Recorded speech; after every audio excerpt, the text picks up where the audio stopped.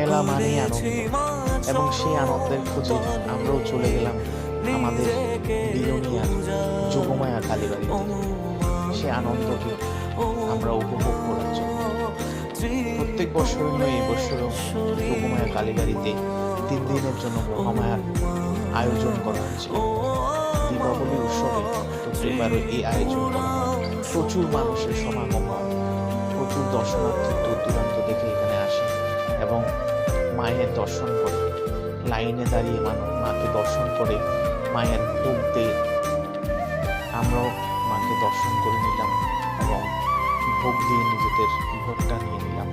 কিছুক্ষণ এখানে সময় কাটালাম, ঘোরাঘুরি করলাম, অনেক আত্মীয় স্বজনের সাথে দেখা হলো, আর কি ফটো তুলে নিলাম, ভিডিও করলাম, যেগুলো হয়তো সারা জীবনের জন্য